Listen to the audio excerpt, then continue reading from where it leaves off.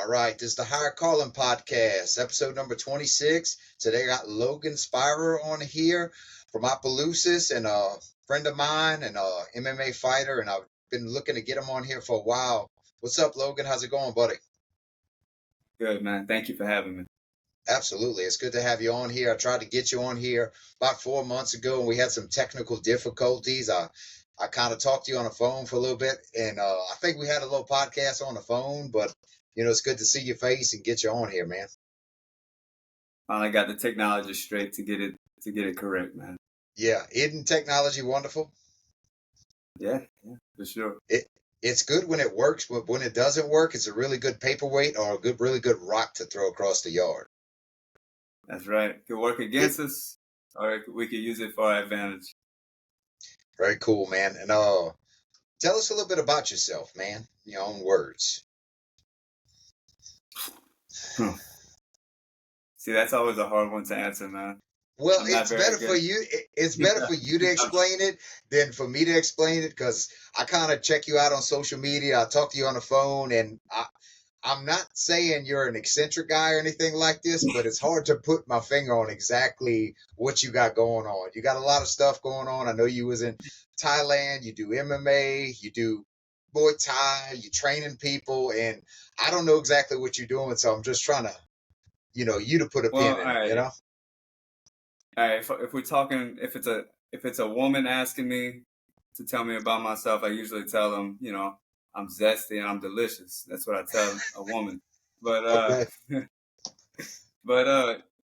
if you're a lot of people, when they ask me about myself, it's hard for me to say and describe in adjectives, but I could just tell you what I do. Yes, I've started Brazilian Jiu-Jitsu when I was 18 years old. That was my first introduction into martial arts. I started at a gym in Opelousas called Team Juggernaut. It was a Gracie United gym at the time. And I started getting off into the Jiu-Jitsu in 2016. Mm-hmm. I was a lost case at that time. I'm not gonna lie. I was a little crazy. Mm-hmm. As far as people have described to me, when they tell me, I didn't think I was crazy, but when someone's crazy, they don't know they're crazy. They think they're all right. Absolutely. Absolutely. Everybody else is crazy. Yeah, right. So got into the jiu-jitsu, had a couple of guys who were doing MMA fights at that time. And I was like, well, I could do that. So a couple of years later, I had to be a blue belt in order to fight at that gym. So I got my blue belt. And 2018, I was introduced into my first mixed martial arts fight. Had a good amateur run that year. Went professional in 2019. And had one professional win. Then in my second professional fight, I had a pretty catastrophic layback. I snapped my tibia in half with a leg kick in my second professional fight. And the reason I bring that up is because I think that injury was no accident. It was an accident, but if I look at it in a broader perspective, no accident, amigo. No accident. It was What's good about it? Well, you'd have to understand the route that led me to that breakage, man. Like I said, man, I was really not all right. I was going through a lot of mental turmoil, mental illness. I could say that now. I was having a bad relationship with my ex at the time, and a lot of things were happening that led up to that. And in hindsight, it was the best thing that ever happened to me, was breaking my leg. And having, I had to get a surgery on it, all that jazz, metal rod, long recovery. A year later, I broke my kneecap, had to get another surgery. I was on my ass, bro, for a while. Sometimes really hard. sometimes the Lord's got to slow you down a little bit, huh? Yeah, a lot of atrophy, Okay. mentally and physically. But it led me into seeking something deeper. Because Come man, on. I lost it all. Like when I say I lost it all, I mean just like I lost the relationship I had with, my ex, the family life that I had going on, the house, all that kind of stuff. And it really put me back. I remember I got a phone call from my grandfather while I was healing from the second surgery.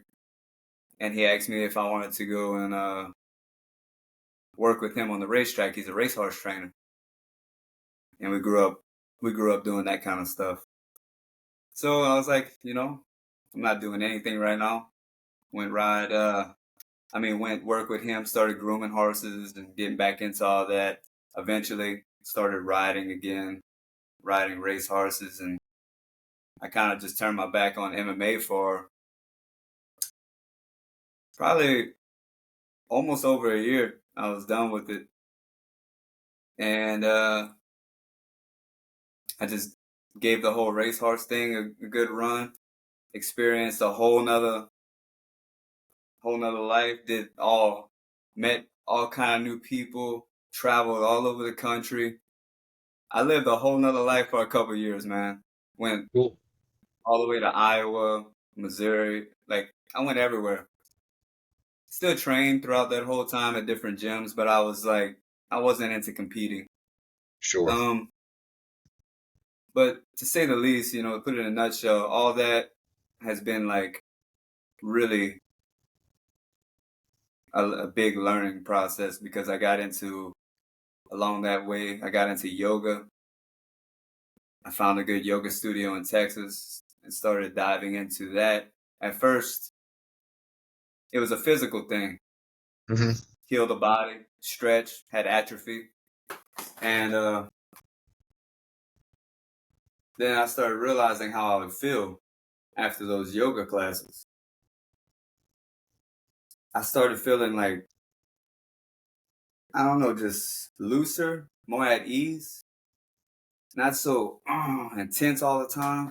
I was like, man, something's happening. Something's going on here. And it's not just a physical thing. I felt better about me. I was able, from doing the physical activity, I was able to free up emotion within me, and people don't know, they might not realize it, but we store a lot of emotional tension in our muscles. You might store it in your hips. You might store it in your traps. Some people have really tight traps. I know I do sometimes. You kind of tense, everyone's pushing through the day. Yeah, you gritting your So if teeth everyone, the whole day and every muscle just tight in your whole body. yeah. So it's like you tally that all together. You do it for a whole year of straining through life. You're gonna be tired. Your body's gonna get depressed. So I started to see all this. I'm like, I can't keep living like this, man. This is not efficient. It's like running your vehicle without oil. Okay. You know what I mean? Mm-hmm. So I guess what I'm saying is I'm slowly finding a way to be receptive to grace. Just doing the work, learning how to be more at ease. It takes some work, it takes some physical work. Meditation is all involved, and just uh, complete involvement in whatever you're doing, and dedication. That all has a big part of it. But also, I've learned to not be. I'm slowly learning. It's still a process to not be so attached to outcomes. Okay. So you basically, whenever you started doing your meditations and your physical yoga, you found your body to be at peace, your body and your mind. Yeah, it's not separate. Is what Mm-hmm. I'm saying. Sure. It's all mind in a way. Like it's not a separated thing. You can free up tension in your hips. You will feel more at ease. Your mind will feel more at ease, and also being able to observe without judgment Mm-hmm. over any thoughts that might come up about whatever you got going on in your life situation. Just to see the thought, like whatever kind of thing you might be obsessing over, and just see the thought for what it is. You're thinking about, I don't know, what's a good example? Something to do at work. Oh, I gotta go and do this tomorrow.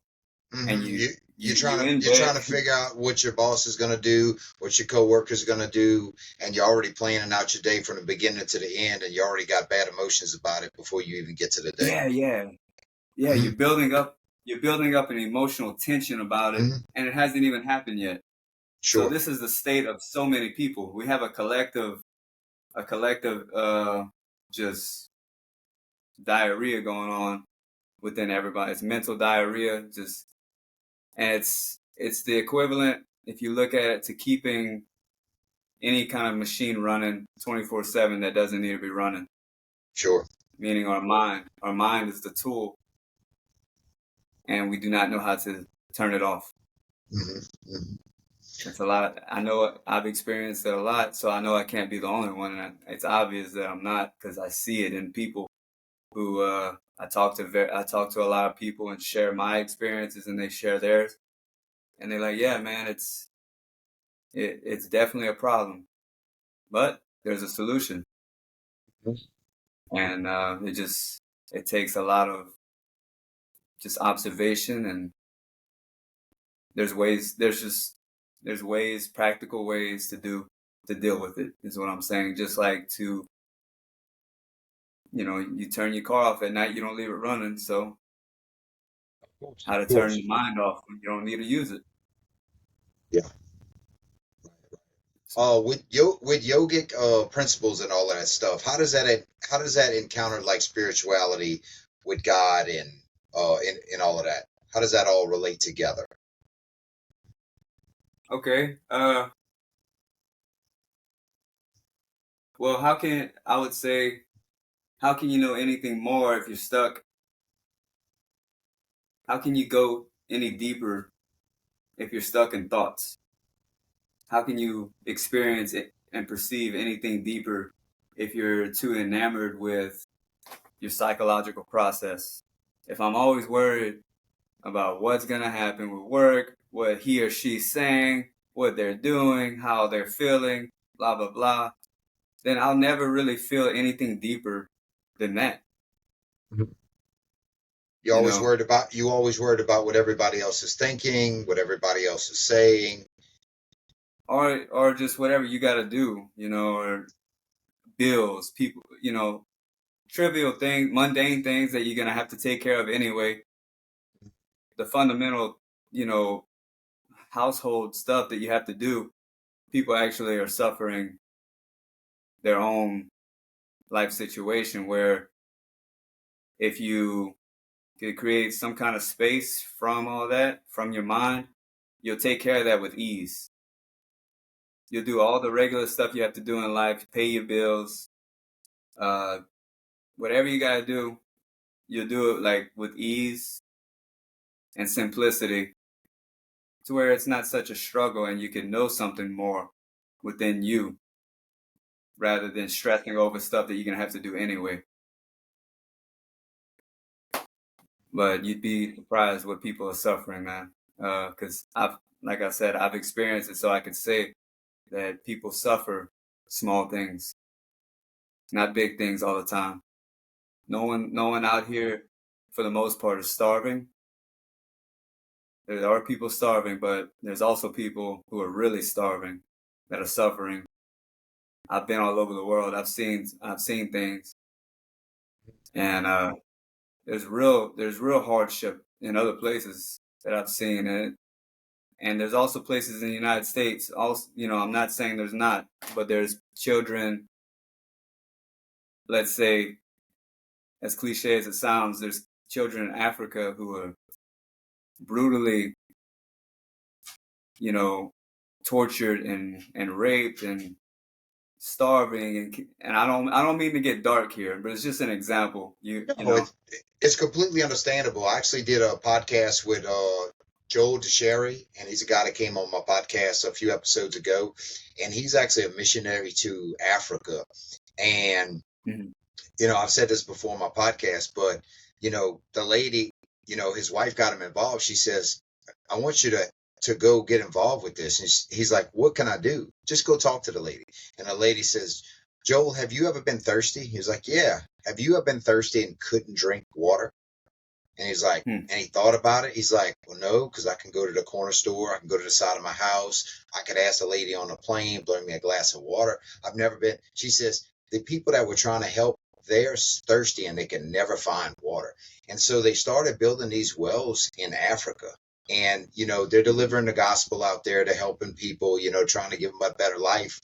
And, he said that part of that was that before, whenever people would have to go so far to get water, these girls would go out by themselves to try to get water and they'd get raped, going to get water to survive. And, the rate of pregnancy would go up. But since they have ability to have water in the middle of town, those rapes and, that the pregnancy and everything is going down because they don't have to, like those dark things aren't happening as much because the availability of resources and by that help Yeah, yeah, coming about, they don't have that little bit of worry about that thing, but it's like the death of 1,000 cuts, like he was talking about. People die by little small things every day. And that's kind of something yeah. I've been struggling with is, forgiveness and, Hmm. you know, being angry with other people because inside I was angry with myself Hmm. because I would always live in the past. So I was mad about what happened or what I've done before and can't change anything about it. And kind of what you were talking about earlier, thinking about what's going to happen tomorrow. If you live in the future, you're always going to be anxious. You're always going to be tense. You'll be holding something in your traps. And and I heard this, and you'll probably like this. Whenever you're present, you can be at peace because you're right here, you're right now, and everything's okay. You have everything you need. You have air in your lungs. You have water inside your body. You could sweat. You could breathe. You could live. You're not dying right now. And I mean, Yeah, right, right. mhm, Yeah, that's the only. That's where it's all at is now, man. Literally yeah, now. It's where all the power is, and yeah, it's easy to forget that. I know, because we get caught up in thoughts and a- emotion, absolutely. but that's where the work comes in. And it really, honestly, I say the work, but it doesn't actually take much work. It just takes just complete and constant awareness of just being where you're at. And that's where actually the creativity and all the juice lies, man. Because, Hmm. it's all, if I want to be creative, man, if it's art, whatever it is, I could only use what's around me to do it. So if I'm never here where I'm at, I can never, you know, but we live in a society that's not really about creativity. It's more about production Yeah, and profit. So people, they might be creative in that way in their mind on how to make more profit and production, sure. but I think we're lacking a lot of the feminine aspect of creativity in other ways. You know what I mean?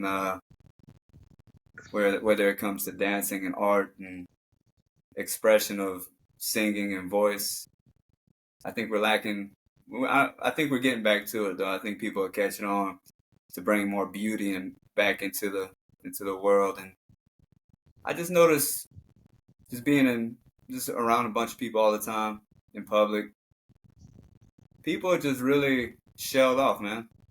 There's a constant paranoia I notice with people amongst each other. Everyone has a little paranoia about each other, and it's, they're not able to completely express themselves without fear of judgment. Mm-hmm. So if we look at that, what is the root of that? What is the root of people being scared to express themselves?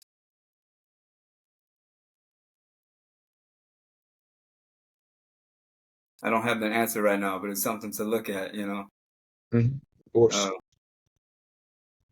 And I mean, and this is just me.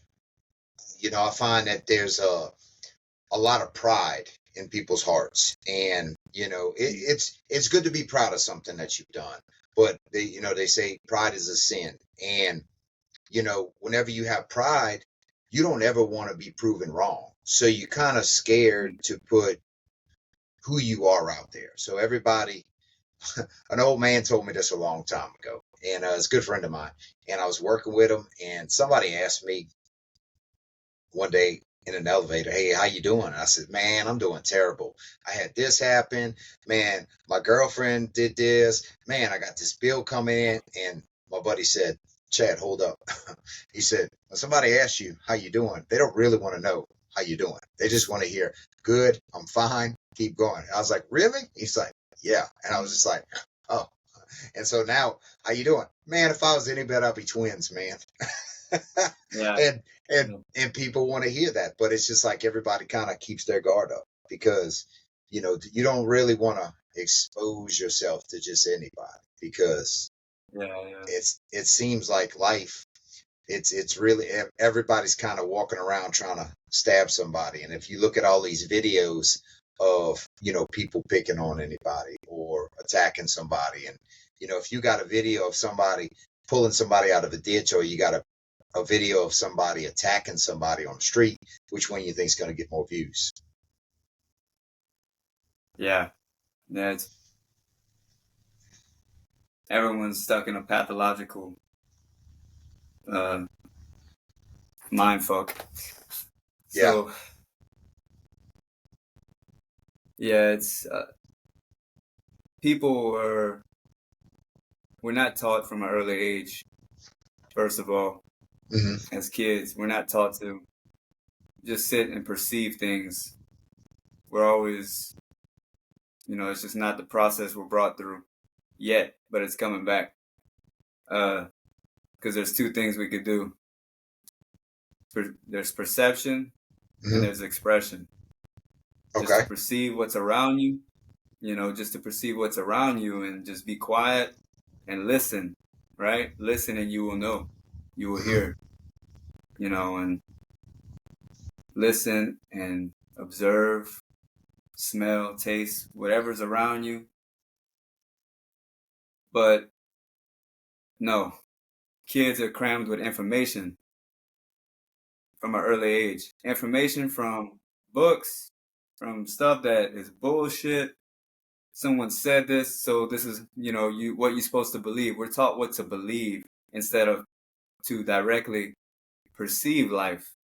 There's a big difference that people are not understanding this properly, and this is dangerous. And you see the manifestations of this.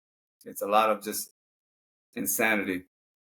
But if we're taught at an early age, like they do in the East, to just, and even the Native Americans were known just to be quiet, just, just, just watch, just look, man. You ain't gotta. Everyone wants to talk, and express, right? Instead of just as simple as just looking at a leaf on a tree. You don't, but because of the constant bombardment of information and stimuli, that's automatically what we're programmed to look for. So we're always in a constant state of anticipation. We're always anticipating that next hit, whether it's a good feeling or a bad feeling. It doesn't matter. You're anticipating something to happen. You know what I mean? So if we don't get back to that, teaching kids how to be quiet and just sit in nature, nature will heal if we go back to her.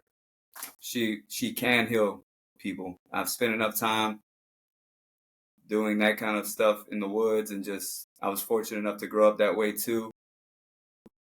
Stayed in the woods as a kid, man, and I didn't realize how nourishing that was until later when I'm living in a city. It's like you start to long for it again, man. Being around all the noise, you want to be around birds, you know, and hearing crows and all that, man. You want to just watching a squirrel. It just becomes the most fascinating thing again, man. And we were fortunate enough, me and my brothers as children, to be able to experience that. And I know many people also have too, but a lot of people do not. And I think it's very vital that we get back to that, or at least people learning how to garden and put their hands in the soil where all life comes from. So essentially what we have to get back to is understanding the true life process and where life comes from the ground. Like literally, like I'm talking about plants that we eat, the animals eat the plants. So it starts from the soil. So if we start introducing our children with the soil again and letting them understand that it all starts here, they won't be so deluded with all the information that they're getting on their cell phones and thinking that this is life. This is not life. This is just a phenomenon of life. It's not life itself. Have you ever heard of a teaching style called the Montessori system? Montessori system.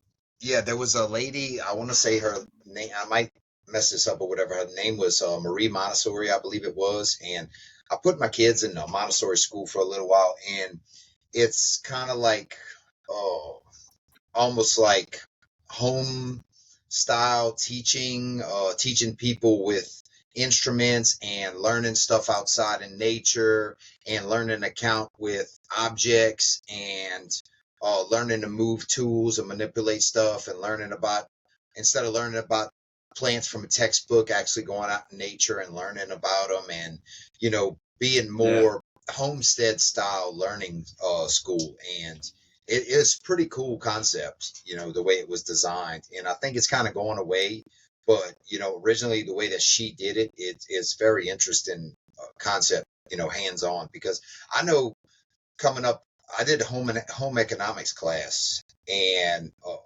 Miss Arsenault actually taught it in Laplace, Louisiana, where I grew up, and it was a cool thing. I mean, I learned what a ladle was. I learned what all these instruments were. I learned how to cross stitch. I mean, we had all kind of little cool things that we learned, that were related to home style stuff and putting your hands on stuff and just learning, I guess, useful hands-on type of things. And I miss all those things. So where do you think we kind of went wrong with everything to where we started getting away from, being in touch with, I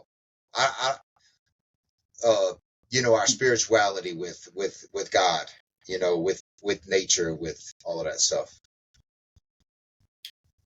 Where do I think we went wrong? Mm-hmm. Man, I couldn't tell you a particular time. I think it's been an ongoing, Mm-hmm. Manifestation throughout, each generation. But Do you think the United States ever had it? had what? That peace, that spirituality. Oh man. I mean, I know you said the Native Americans had it and the Easterners had it, but I don't know if Well, I don't know, man. they, If you read about their ways and everything, it seems like mm, they had something going. mm, But there's been a lot of conquer conquering minds, people who are trying to take, Mhm. and make, take over and pillage and, forcefully take things. And there's still a lot of that kind of mindset going around on Mhm. conquer, but that's conquering from force is never gonna bring any kind of peace. Conquering by inclusion Mhm. will bring peace if you include people in what it is that you're offering, but not force them. Offer something important, offer some real knowledge, uh, practical ways to become more involved with life itself. And because if we go on trying to force things, and it's never going to bring peace. People are always going to resist force. It doesn't matter, people aren't just going to. So, there's a lot of projects going on that are working on these things like the soil condition. As you know, there's a lot.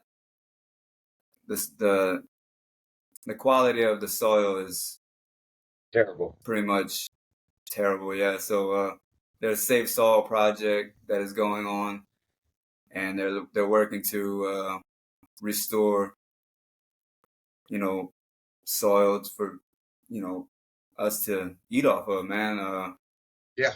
Crop rotation systems and composting and Yeah. Cover sure. crops, and Hmm. so, it's not hopeless. People just Hmm. need to, I think, get more involved in these projects, and there Of is a lot, course. and that's what I'm working. That's what I'm working into. I'm trying to get Hmm. more involved with those kind of things, humanitarian labors, spreading awareness about these things best I can, because I really don't see anything for me to do that's any more important than serving Humanity. humanity. I Yeah. mean, Yeah. yeah, What else I is could there? do other things. I could do other things, but it's our responsibility to properly maintain the earth. Hmm. It has to happen if you want your children to eat. This is not, these are the big things that are going on. What we have done is not working. Hmm. So we have to start a new way, you Yeah. know, No, I new 100% ways do. will fit into old wineskins, So we have to really drop the old stuff and admit that it didn't work, and, be open to new approaches and possibilities, man. Yeah, of course. And you know, you follow politics any? Uh, I hear enough about it from everybody, man. I Sure. haven't. I'm pretty ignorant on it. Well, there's a guy named Bobby Kennedy Jr. and that he had some pretty famous Heard of him? ancestors. He had I think his grandfather got killed, or his uncle got killed, his daddy got killed, and anyway, he's in politics, and he's big. He was a Democrat, and he kind of got involved with Trump because he seen the way the Democratic Party was going, and it was very cool to hear him speak because he's big on nutrition. He's against vaccines, and I thought it was cool because I listened to him talk, and he talked about the soil condition like you're talking about. And he said because the farming system, we plant the same crops in the same soil, and all we do is keep adding fertilizers to the soil. Hmm. The food that we eat has to be modified, and it has to be enriched. And basically he said we're eating food like products. We're not eating food. We're eating food like products. And I was like, wow. Right. And the nutritional value that you get used to get, well, from one apple you have to eat six apples, and so we're Yeah. being Yeah. malnourished by the same food that used to sustain us. And he Hmm. wants to get involved with that stuff and kind of change all that. And I was just like, wow, what a worthwhile cause that that a guy can get involved in, is to help people. Because I mean, I personally, I try not to eat processed food. I try not to eat fast food much. I try to eat natural, meats and stuff. And it's expensive, but there's a lot of poisons that we already put in my body, and I put a lot of poisons in my body voluntarily. So I just don't even want to. I really get worried about the poisons that I put in my body involuntarily. What you putting And in your body, man? look, we're not gonna get into that old stuff. I'm redeemed from all of that. Yeah, I used to have a few problems back in the day, but I'm better now. Oh, The voices are quiet. yeah, yeah. Yeah, but Yeah. it's just I worry about my children and my children's children, and just try to do the best job I can, help as many people as I can, talk to as many people as I can, learn as much as I can, and try to be a good person. And Yeah, like you do what you can, man. Like that's one thing if you do what you can, but if you don't do what you can, that's a bad thing. I mean, yeah, one thing I've done, a simple thing is, you know, everybody got a little extra money when they get of paid. course, I of mean, course. a lot of people like to go and just, uh, indulge in bullshit, entertainment. Hmm. Uh, that's your prerogative. I'm not saying there's anything wrong with it, but why not plant a tree if you can?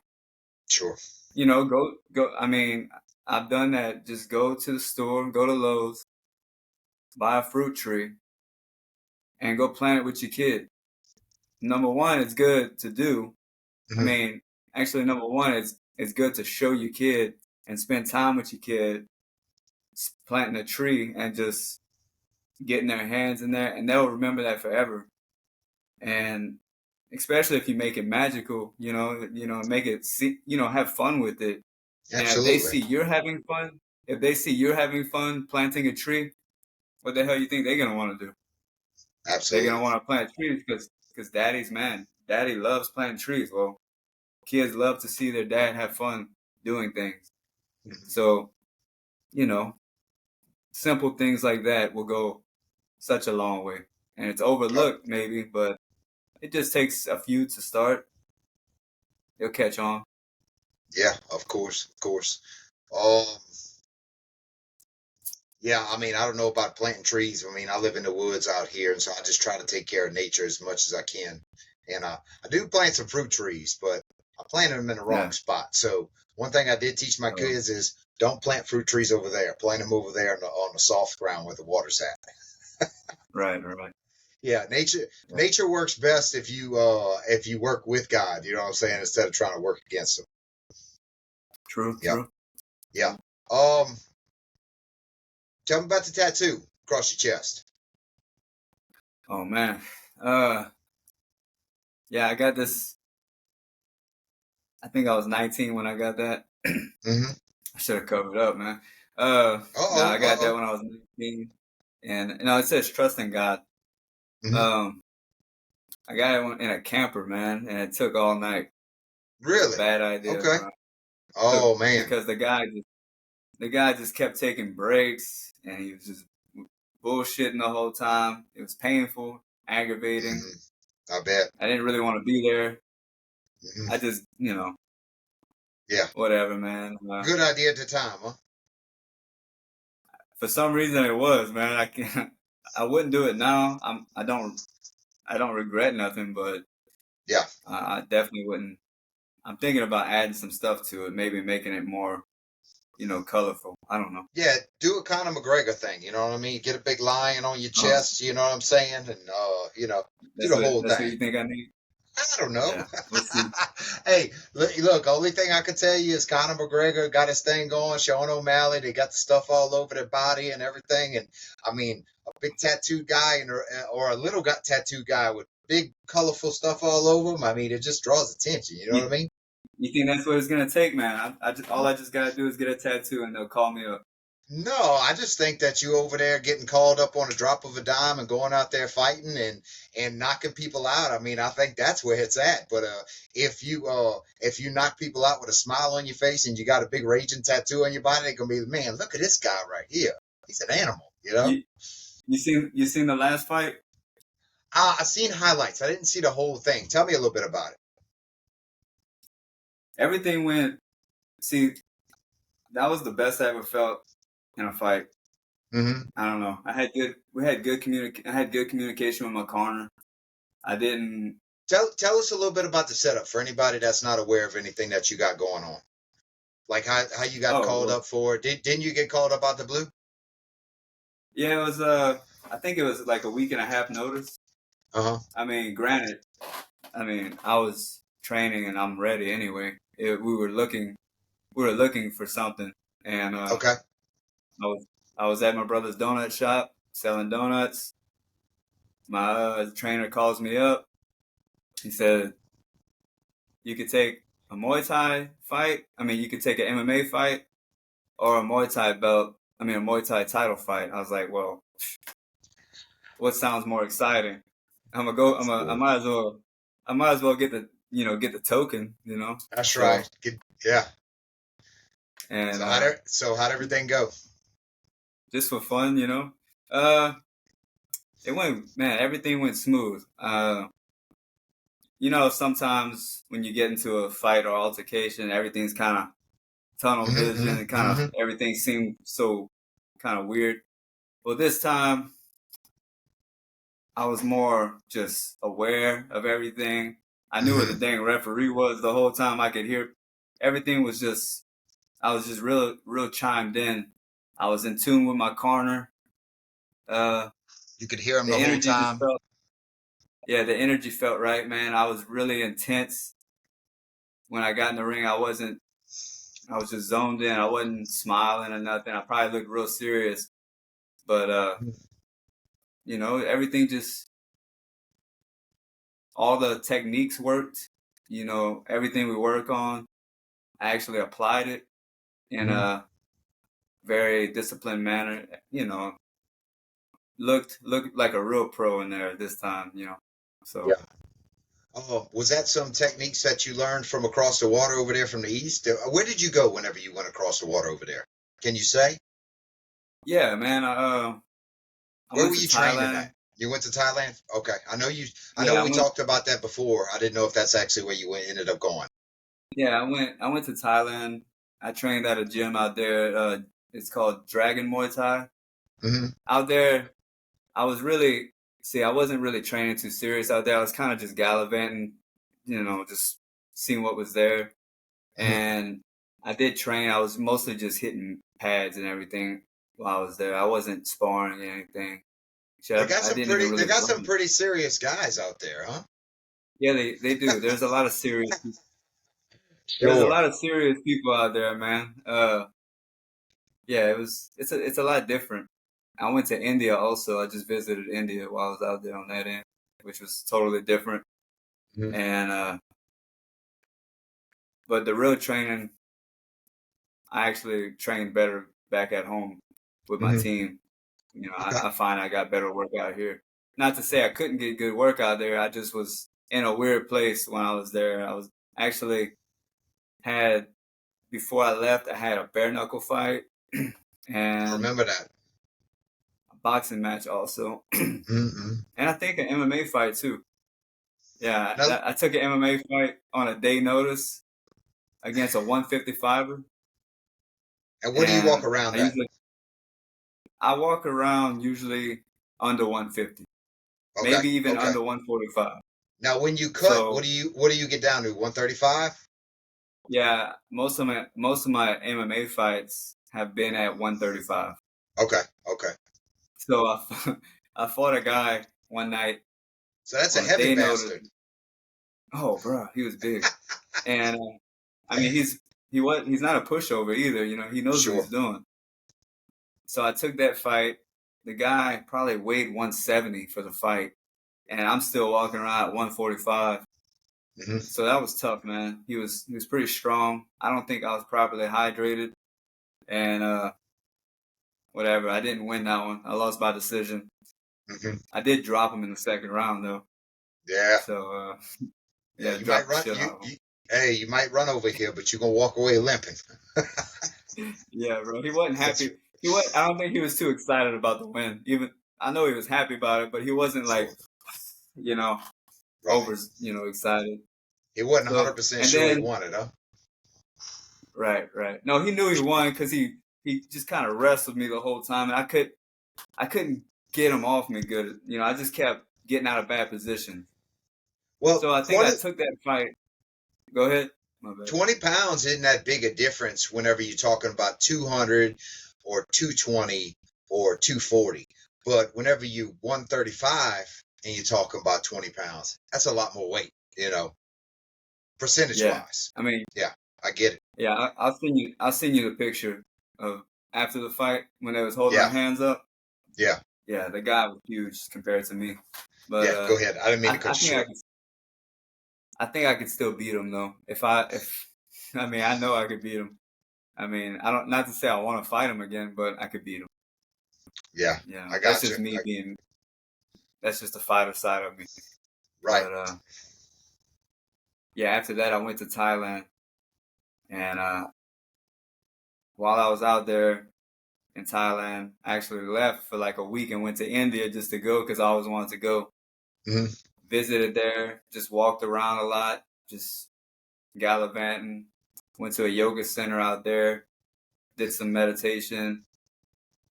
And then I was like, man, well,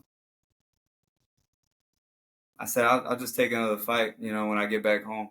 Lined the fight up in Lafayette and fought for the main event at the Cajun Dome. And they was trying to, I think they really wanted that guy to win because he was a local Lafayette guy. So they was really trying to build that guy up, thinking that I was about to get, I think they was going to try to use me as a stepping stone, but they didn't know that I started back taking it serious and really getting training in. Hmm. And I really wasn't actually 100% yet as far as I wanted to be, but I needed the money, so I went ahead and fought the guy and beat him anyway. Hmm. But it was tough, man. I ain't gonna lie. I had to really dig into some willpower right there because I was tired after that first round, bro. Come on. Super tired, Yeah. bro. I had to push, and this guy's a wrestler, so I thought before the fight, I was like, what can I do that he's not gonna expect? Hmm. I know he hadn't been working takedown defense because I'm not known for taking people down. So I was like, I'm gonna take his ass down if I have to. Second round, double leg, bro. Yeah. And took him down a couple times, took his back. I don't think he ever got handles like that. Yeah. He at least wasn't expecting it from me. So it was a big surprise. And I ended up taking that win. Hmm. And then, you know. Nice. Yeah. So what, like the the purse on a fight like that, is that amateur, professional, or whatever it is? Oh, it's all professional. Yeah, that's So once you what's a purse, average or something like that on a fight? I got paid $100. Okay. That's not bad. That's a good purse. I'm just messing with you, bro. That's a lot of black eyes for that. You know what I mean? Nah, Yeah. man. That it's not good. I think I got paid. I think it was 12 and 12. Yeah. Yeah, 12 to show and Uh-huh. 12 to win if I won. Okay. That's how they usually do. That's how they usually do MMA. Okay. I got Boxing you. would usually be boxing. They usually do a straight purse, where it's Hmm. like you fight, you get this, no matter what, win or lose. MMA, for some reason, they do it different. Okay. I got you. So, So yeah. so tell us a little bit about what else you got going on right now. I know you're doing a little bit of training and everything. Tell us how that's going. Yeah, I've been getting back into the personal training thing, training clients one on one, hour sessions, not training fighters, training just beginners and just anyone who wants to learn some skills and get in shape, working with them. And it's really whatever I see even with your physical, if I see that, little things that if I see, for example, you have weak feet, man, we're gonna work on your feet. You know what I mean? Just Weak just feet. do different weak feet. Yeah. Like your I'm not feet. familiar. All right, so feet are So supposed to be so like so strong. I'm not a Muay Thai fighter. You know what I mean? I box a little bit. You know what I mean? And I do jujitsu. So explain weak feet to me. Oh, that's just it doesn't have anything to do with fighting necessarily. I'm just saying like some people can't even stand on one foot Oh, with really? balance, right? Yeah, man. Like I've seen people who cannot stand on one foot because, Okay. and I noticed one guy. I had him just standing doing a balance drill on one foot, Hmm. and I looked at his foot, and he's not using his toes. Hmm. I'm like, bro, Stand use your standing on the yeah, balls. yeah. I said use your toes, and I realized, well, it's because his feet are like his toes all stuck together. They don't spread apart at all. So that's because of Mm. improper shoes. So that's a whole Okay. nother topic, man. Yeah. Foot health. I Yeah. mean, you stand on them all the time, but our feet are always compacted together, and that's not good for anything, especially if you're an athlete. Uh, so yeah, I'll have people actually work on their feet if I see that needs to be worked on, and do balance drills, and I'll tell them to walk barefooted more outside. I'm really into nutrition, so I'll Mhm. kind of help people with their nutrition if they ask for it. I'm not trying to push that on them, but if they're like, hey man, what can I add to my diet or whatever, or any kind of supplements, you know, I'm not a licensed nutritionist or anything, but I definitely study a lot of it, and I'm pretty healthy, so I know how to take care of my body, so No, I might better, yeah, you look pretty lean, pretty healthy. I can tell you that. I'm sure I could yeah, learn a lot I from just you because we were talking about it before. You talk about a 3-day water fast, and I still haven't done that. just start with one day. One day, Yeah. well, you want to give. So the basic thing is it's pretty simple. You just want to give your digestive system a break every now and then because it takes a lot. It takes energy to digest food, and if you're eating food that does not have a lot of nutrients or does not have life energy in it, then you're using life energy to digest food, but you're not getting life energy back. So your body will actually have build inertia, and you will become tired and fatigued, and people aren't understanding why they're feeling that way. It's because the food that you're eating doesn't necessarily possess any kind of vibrant life force.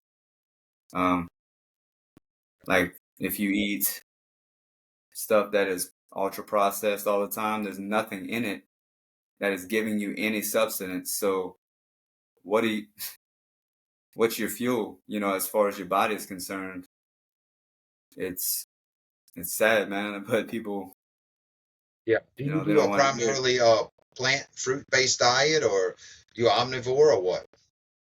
I try to, man. I try to get as much fruits as I can. Hmm. Lately, I'm Mostly not fruit. gonna lie to you, man. Mostly like a mix. I mean, I have to have protein.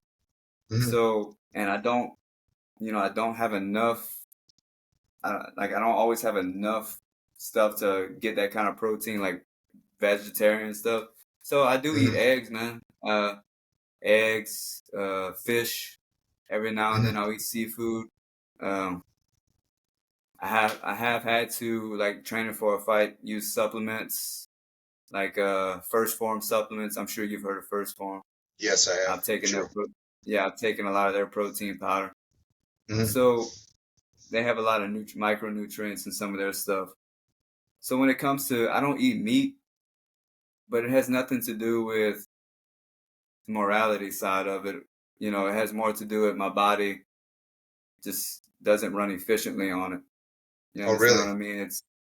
It slows me down. If I eat, let's say if I eat a steak, which I've eaten many steaks in the past, I grew up Hmm. on rice and gravy just like everyone else.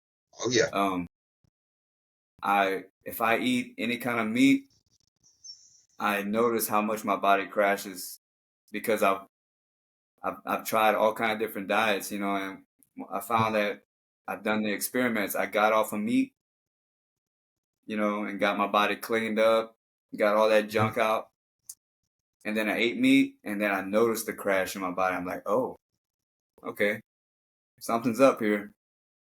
I feel myself being weighted down. A steak, if you eat just a red steak, it takes, studies have shown that it takes sometimes 50 to 70 hours.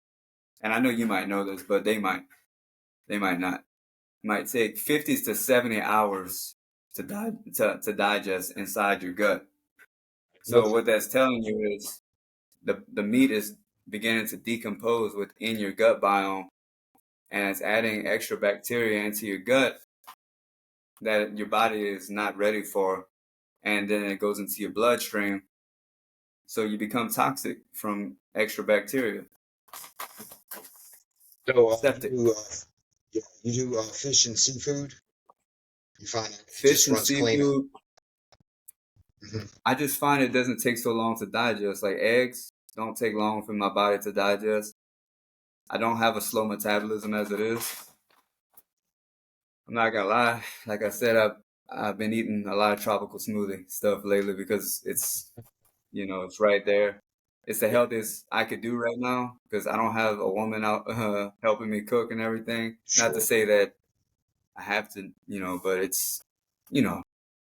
Well, it's nice to have availability to fresh fruit on the vines or something like that, and it's Oh just yeah. like I go to a mission trip down in Mexico once a year and been going, and it's really cool because in the markets down there, and I'm sure whenever you went to Thailand, India, and all that stuff, they had the same thing. But just walking through the markets, it's like everything's right there, everything's fresh. There's just availability of so much natural, uh, fresh stuff, and it's just like stuff goes bad so fast out there because it's just off the vine. It's not sprayed with anything. It's not in the supermarkets, and everything's super ripe, super delicious, and it's just you can get anything you want right there, and it's cool to have the availability of stuff like that. I wish it was more like that here, man. I do too. I mean, in Opelousas, for example, I see they built a Whataburger, they built a Billy's Boudin. Oh yeah, What if that all could have good all been, stuff. what if that yeah, what if that could have been a big fresh fruit market, Yeah, you know? yeah, Come on, bro. It's not a problem of money and resources. It's a problem of intelligence and yeah. what is good for people, you know, and Well, it's weird because people don't prioritize that. People prioritize ease and speed, over, right living or whatever it is. And it costs more money to eat natural and healthy. It costs more money to eat seafood, salad, anything fresh instead of pasteurized, fast food and all that stuff. And it's difficult. It really is. If you want to have a healthy body, I mean, you have to pay to go to the gym. You have to pay extra money for food and all of that stuff, and it's difficult. It really is. But you you know, got any fights coming up I or I what? Just training? I would argue with you on that, bro, Say that because I word. don't know, Go ahead. man. I said I would debate with you on the healthy eating being expensive thing Uh, because okay. I would say it could be expensive. Don't get me wrong, especially if Mm-hmm. you feeding a lot of people like you got kids. Yep. Um, I had to put my computer on the charger. No, you Uh, good, babe. so my argument would be, all right. So if it costs you, let's say $10 to go and get a fast food Happy Meal or whatever, Mm-hmm. okay, you spent Mm-hmm. $10 and you got no nutritional value out of it. Mm-hmm. But you spent $15 going to Rouse's and getting some kale and apples, some eggs. Yeah, and you got to go home and prepare it. I know it ain't fast, Yep. but you got nutrition. Yeah. You got some beets. You get some beets. You make a shake with the beets. You got good nutrition, man. A lot of people say it's more expensive to eat healthy, but what is the expense we're talking about? I'd say it's expensive on your well-being to eat poor. That's what I argue with people, Yeah. And I mean, about that. yeah, to me, uh, and I guess I'm just comparing it to, let's just say, I know this is a bad example. If I go to McDonald's, I can get a double burger for $3. And if I try to get a Mhm. Mc salad from over there, it's going to be $7. And, Ah, so yeah, and it's just just stay away that. from McDonald's. Oh, I know. I don't eat there unless I have to. Yeah, Believe me. altogether, no Yeah. McDonald's. No, I know. There's nothing but garbage in a lot of that stuff. I'm very selective about the fast food I do eat, and it's just like there's only certain ones I will eat. But yeah, I try to stay away from Burger King and then McDonald's because I know they got some weird stuff going on. Whenever you make your meat out of like a pump or whatever, and you make your chicken nuggets out of there, and you just kind of squeeze them into a form, and they all form into the same thing, something's not right. You know what I mean? Just something's not natural. Mm. Yep. Yeah, man. I So think people need to learn how to be hungry a little more. yeah, nobody ever wants to be hungry. As soon as somebody feels a little bit hungry, they immediately got to put something in their belly, and I'm guilty of it too. It's just Me we too, live. man. Yeah. Well, we live in a fast food society, and it's just like there's always Yeah. a convenience store. There's always a fast food restaurant. If we need something, we can get it right there on our phones. We got to order something off of Amazon. We can have it into our pockets. Kids always have some type of entertainment. I miss the old days of putting kids in the back of a truck and making them ride and be like, "Are we there yet?" No, shut up. Yeah. Yeah. Yeah.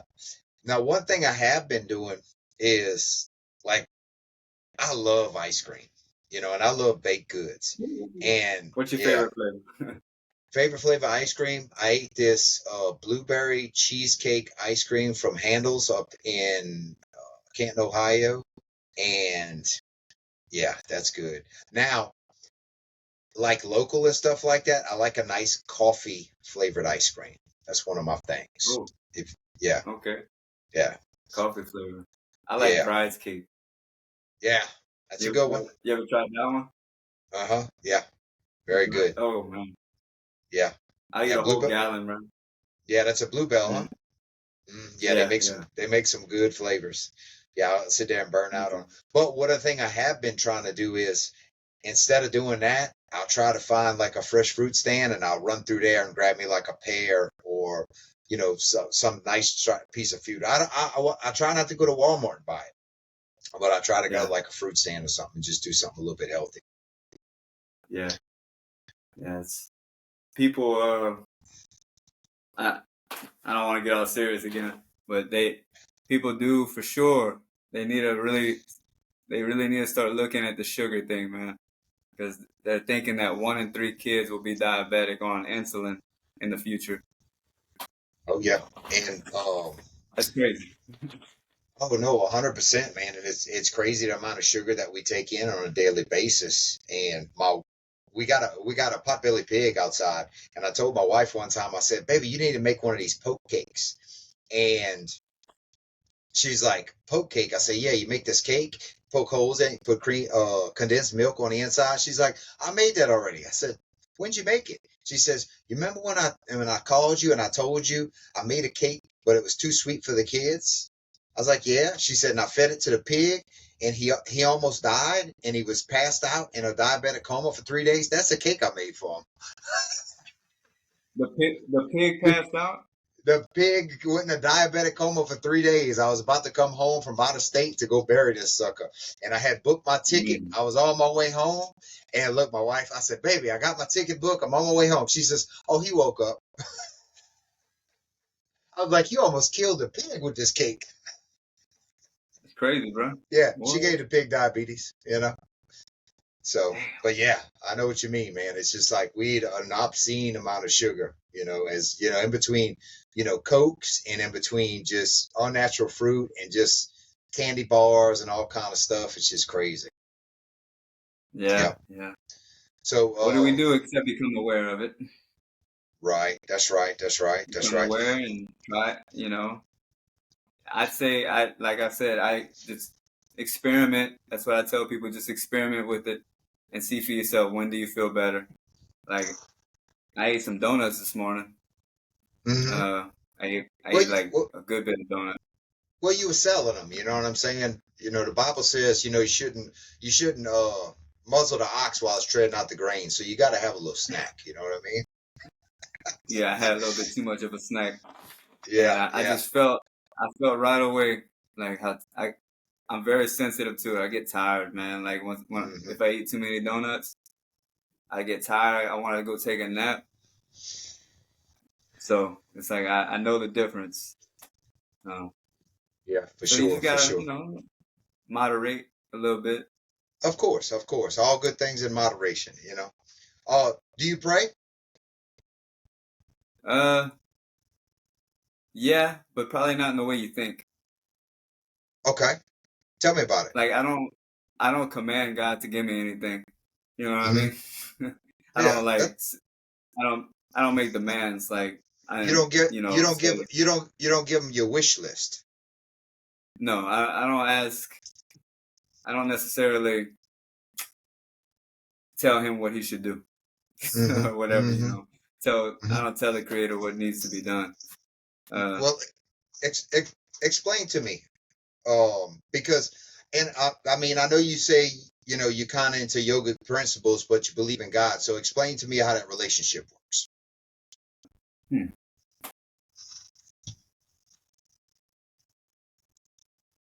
Well, it's hard to explain what I like, perceive within my own being. Uh, so I really I, s- I study a lot about Christ. Hmm. I'm really into Christ and understanding truly to as far as I can what Christ actually means. Hmm. And the more I get into it, it's more I see that people it's like might not truly understand that.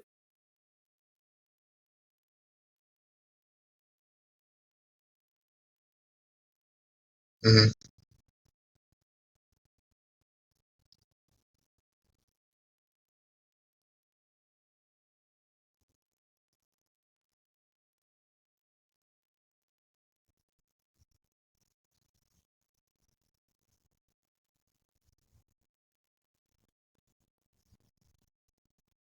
Hmm.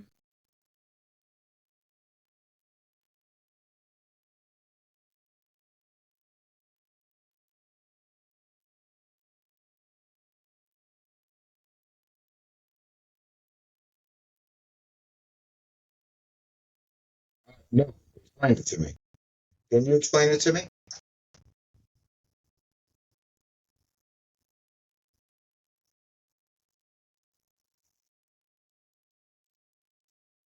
Okay.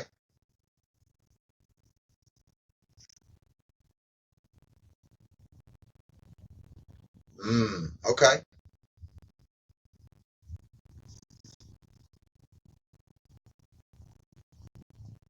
Sure.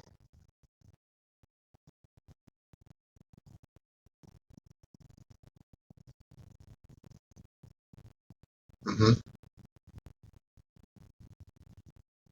If we're gonna Hmm. suffer, why not do it consciously? Right. There's a difference. Like people are pretty much the thesis of all this, if you could put it in a nutshell, is how to not create your own suffering. But if you're gonna do it consciously, suffer, like at least be conscious of what you're doing. So seeing how your behaviors and actions will have consequences, and will you be able to consciously deal with them, or attachment to things brings suffering, clinging to outcomes, always pursuing pleasure. It's all, I don't have the word, but yeah, not producing your own. That's where we get slimy. That's where we get slimy. Yeah, man. Yeah, because we don't feel good, man. No, That's not what at I'm all. saying. If you don't feel good, you're gonna be slimy. Of course, man. And you want to hurt people. You want to take from other people. And, who wants to be around somebody that's always taken from you? Or, who wants to be hanging around with the schoolyard bully? Well, you'd rather hang out with the people that wants to be a friend, that wants to help you. And, that really in reality, you want to be around a bunch of people that are on the same path as you and trying to help other people. If you got 4 friends and y'all are always trying to help each other out and help people around y'all, that's the guys you want to click up with, man. Yeah, for sure, man. Like a little army of Absolutely. but like a spiritual army. That's right. That's right. Yeah, that's actually. I'm glad you brought that up, man, because I'm seeking those kind of people. I already have a lot of those kind of people, like with the gym and everything. I'm looking to get also more into. I would definitely love to meet like a master at like a spiritual master. That would be awesome. Like to have a guru, a guide, like it's hard to find that. But also people who are into like any kind of humanitarian labors, and I like to find ways to be more a part of that because I don't know, man. I'm not really making money is cool, but I'd rather do what needs to be done. No, of course. So, what's the future look like for you? It's unwritten, man. What would you like to do if all things considered and you had your ability to do what you wanted to do? How would you help people? Eventually, a long-term goal, if I'm gonna build anything, I've done thought this through a lot. If I'm gonna build something physically, I would like to build like a meditation and prayer center in the area, something that we don't have. Like I know we have churches and everything, but this wouldn't be like a place where you have to go and it's not for it's for everyone.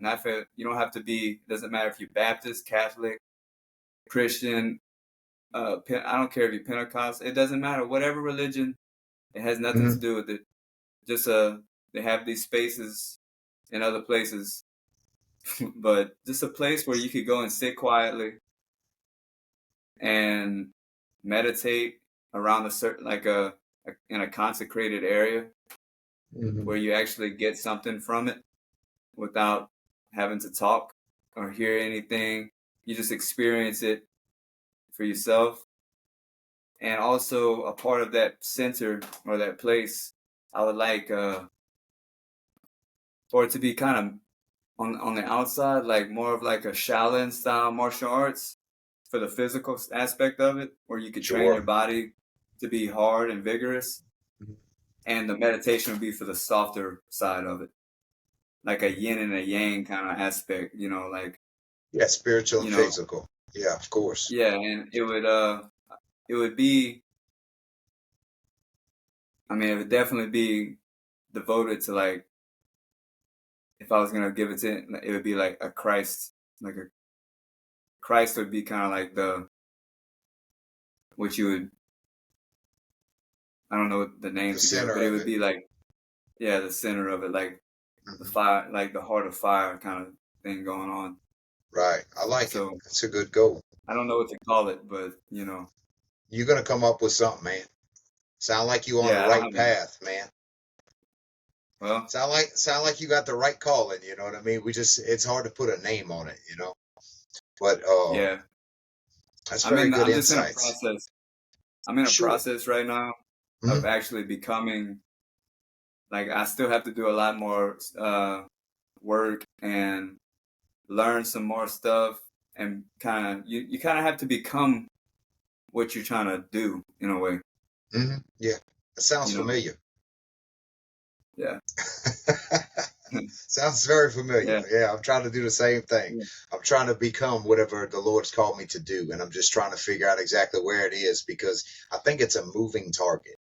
He told me to go this way, and I go there, and then he kind of tells me go here, and I meet a bunch of interesting people along that path. So it's been pretty cool so far. But yeah, absolutely. Um, Landis told me to ask you about y'all's canoeing trip, kayaking trip. Oh, the one where he turned into a crawfish? I don't know. That's not one where he ran the Port Barry Triathlon. Tell me about Landis in the crawfish pond. Yeah, he should have wore sunscreen for sure. But yeah. Yeah, he's too white for that. But man, we went like 13 miles. We started in Washington. I don't know if you know the area over there. Not really. Washington, Louisiana, all the way to Port Barry, like on the Bayou Catawba. And how long a trip is that? Oh, it was like 13 miles altogether. We did. Mm-hmm. It took all day. Man, oh yeah. For some reason, it turned into an upstream thing. I guess the bayous merged, and we started having to go upstream, man. And Lord. It was a workout, man. I bet. Yeah, I love kayaking, man. That's one of my favorite things to do. Yeah, I got about 4 of them in the yard over here. You need to come over here. We got the Tangipahoa River. It's pretty cold and everything. We'll put in upstream. We'll go on down, We could definitely plan a trip, man. That'd be cool. Yeah, that'd be cool, man. That'd be cool. What else, man?